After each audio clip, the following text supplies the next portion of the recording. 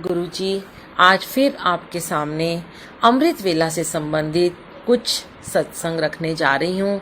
आपकी कृपालता से ही आपने ये आज लिखवाया है। बहुत सारे लोगों के मन में प्रश्न होते हैं अमृत वेला को लेकर।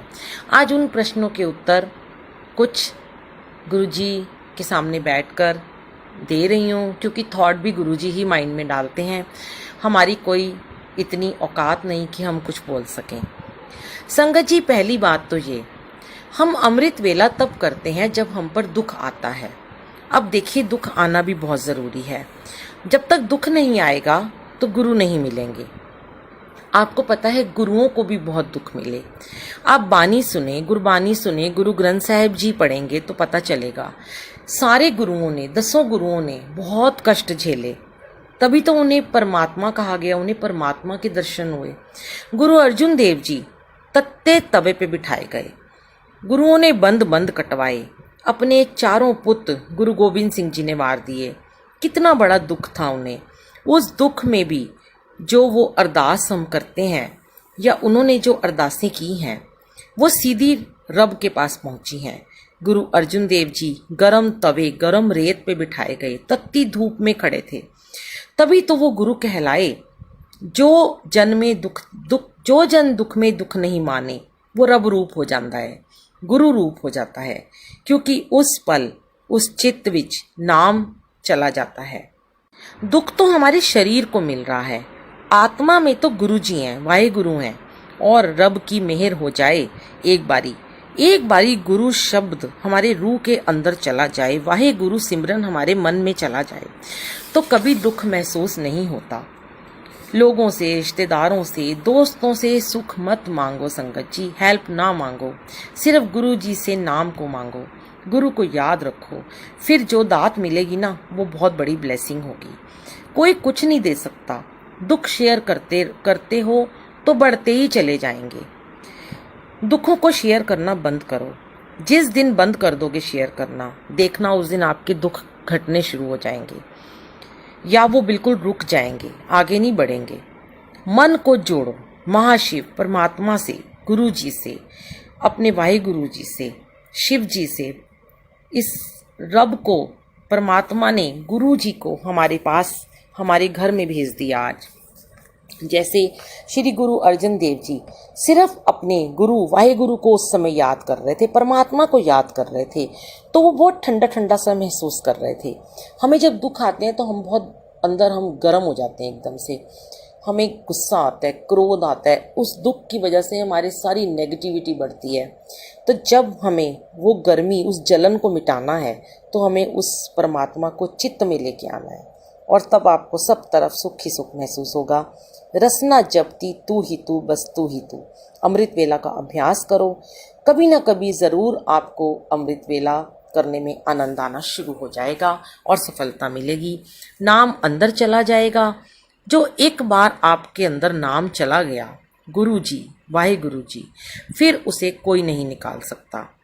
तो इसे ही हम कनेक्शन कहते हैं, इसे ही हम सरेंडर कहते हैं। फिर टेलीपैथी होती है अपने गुरु के साथ।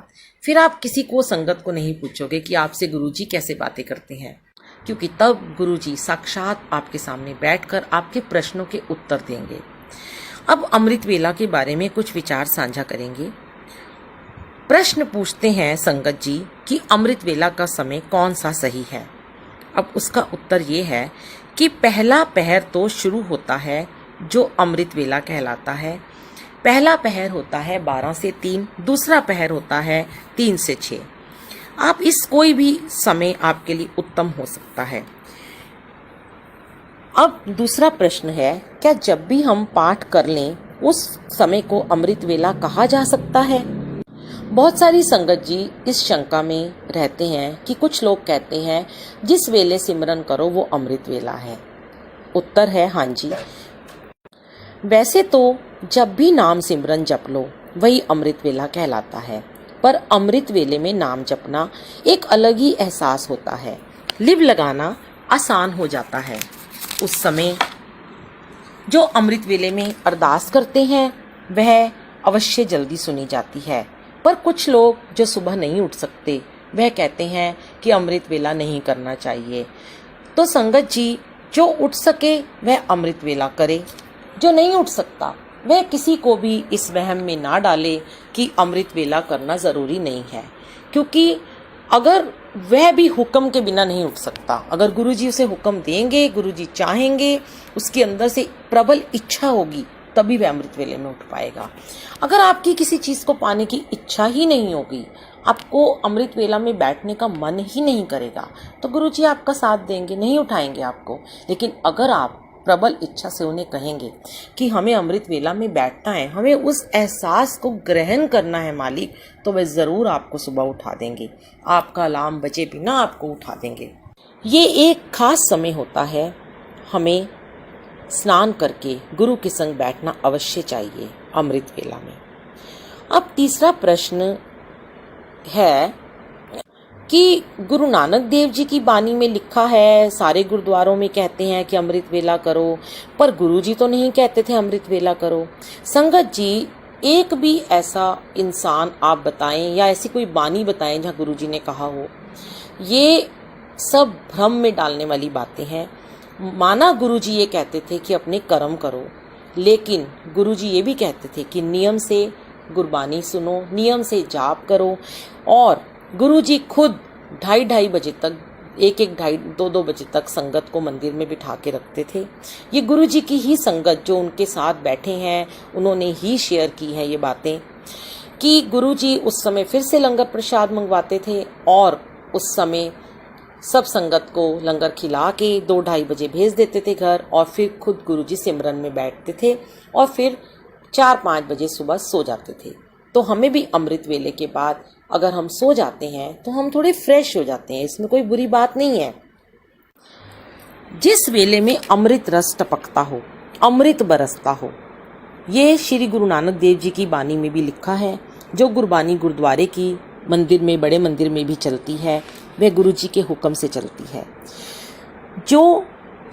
जिस इंसान के ऊपर नींद का जो त्याग कर देता है, परमात्मा की बंदगी करता है, उस समय उसके वश में 9 सिद्धियां, 100 सिद्धियां, 9 निधियां प्राप्त हो जाती हैं। नियम अनुसार अमृत वेला में उठना एक चाव होना चाहिए। पहले शुरू में ये जबरदस्ती हमें सब करना पड़ता है, पर धीरे धीरे इसमें रस आना शुरू हो जाता है, चाव चढ़ जाता है, ये हमारी दिनचर्या का एक हिस्सा बन जाता है।